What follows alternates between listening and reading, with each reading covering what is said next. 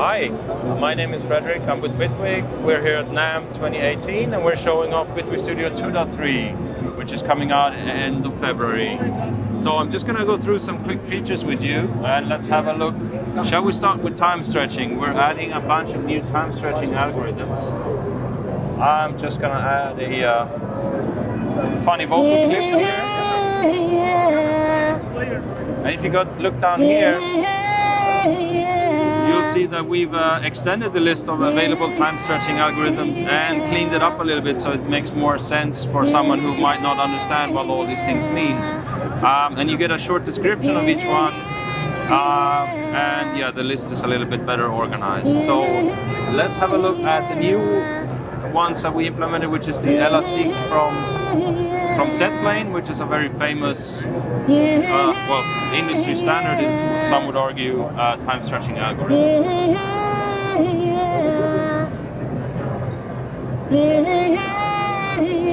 So we're in the elastic pro mode at the moment, and we can try to bring down the tempo a bit and see what happens.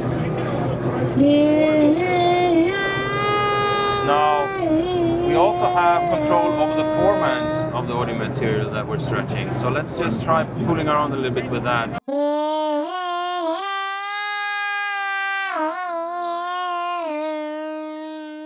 So you can see that you can have some flexibility to keep it sounding natural or to have like an effect, an audio effect. So it could be a bit like a resynthesis. When you apply the spectrum. Yeah, to some extent, yeah. You could turn a voice into a trumpet, essentially. So we also have expression control over the format. So let's see what happens if we start drawing a couple of curves in here.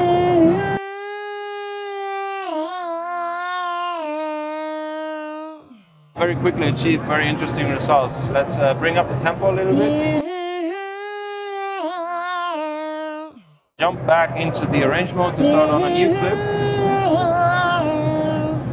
And just gonna grab a fresh one, start fresh. Let's have a look at another one you can switch to, which is the elastic solo, for instance. And we can draw down the pitch. Pretty cool results.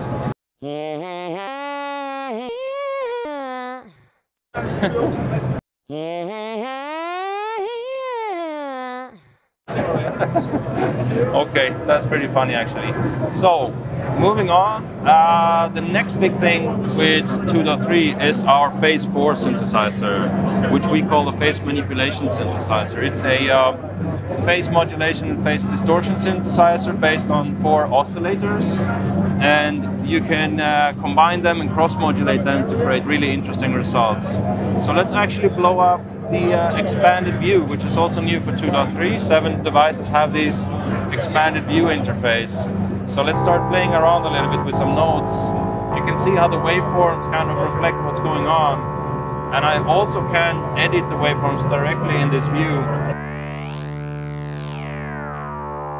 You can achieve really, really interesting sounds and still kind of have an idea on what's going on when you manipulate these oscillators. So you improve this touchability already on displays with these bigger interfaces. Yeah, that's definitely, you can see it as an advantage when you're using touch. But if you're not using touch, it's also very good to use with a mouse and keyboard. Is this phase distortion synth inspired by the Casio synths, or? Yes, absolutely. So it's kind of inspired by the long legacy of synths like Yamaha's DX7, the Casio CZ series, but kind of trying to evolve on that concept.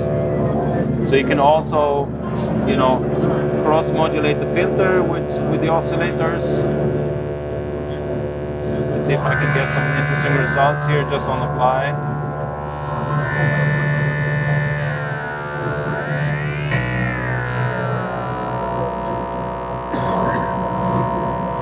So you can get these otherworldly kind of waveforms and interesting soundscapes.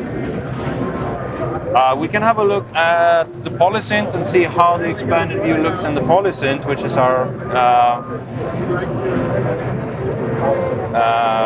what's the word I'm looking for? Subtractive synthesizer. So let's just open up any preset here, like a random preset. And we can also, when we show the expanded view, you can see the different waveforms of the different oscillators. You can see the filter. Are these parameters which are on the interface customizable, or can be changed? These are fixed. Yeah. So this is a selection that we made that I think makes sense to the user. So I mean, these are the waveforms from the oscillators, and yeah, who knows what the future holds? But this is the way that we've decided to implement it at the moment. The window can also be detached, so you can kind of keep a window open at all time if you like. You can resize it. Let's see, where did the pin window icon go? It's also cool if you're working, for instance, with an EQ5. You also have the large view for that. If you're doing, you know, like very detailed kind of frequency cutting or mastering, things like that. It is especially great if you have in the studio like a Slate or these big Raven touch screens and. Yeah, I mean, sure, definitely. This is a Surface Studio from Microsoft at the moment, but this would work on any touch screen. So I think I've covered those three, and then we have something that's been requested by the community for some time, which is time signature changes, and I can just show you really quick how that's implemented. It's pretty simple. You just insert a time signature kind of marker here, and let's add another one over here. And here you can either just double click and enter. Let's see if I can get the keyboard out. 3, 4, for instance. And as you can see, the grid is then updated to match this new different time signature. And also, we've introduced the concept of time signature on the clip level, which means that each clip can have its own time signature. And this can be set in the inspector, and that means that you can have 2 time signatures running in parallel for different clips.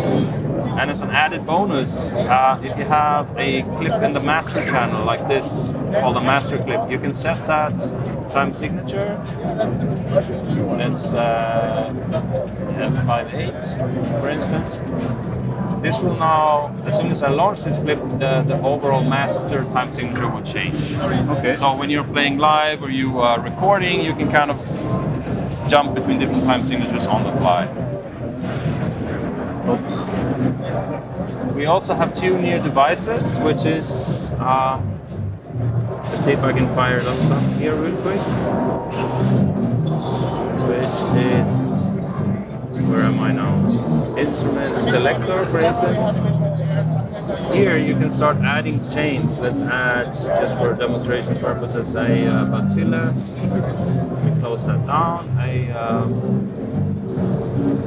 Let's have a cowbell, because cowbells are awesome. And then yeah, what should we take? An FM4. Now, this can now be used kind of like a layer device, but I can just jump between the different devices, and the devices that are not currently playing will not take up any CPU. So that's very usable, kind of in a live situation. If you have a patch that you're playing and then you want to jump to the next patch, and then you free up memory for your computer, and so it's kind of patch manager for instruments. In a sense, yes. Or is it also for layering, splitting stuff, or?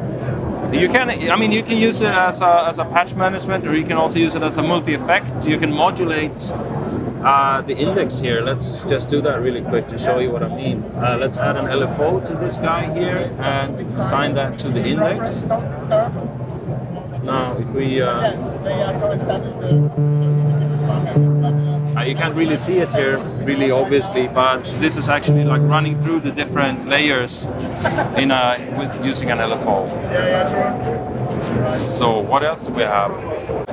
Voice stacking. Now this is kind of a complex sound design concept that I'm personally not very familiar with until we started talking about it internally. So let me just add a polysynth here and open up the expanded device view. Now I'm going to increase the voice stack to 3. This means that for every note I play, it actually plays 3 voices. And using the voice stack index, I can define what's going to happen with the 3 different voices, and it's going to spread each parameter. This is kind of like a unison effect.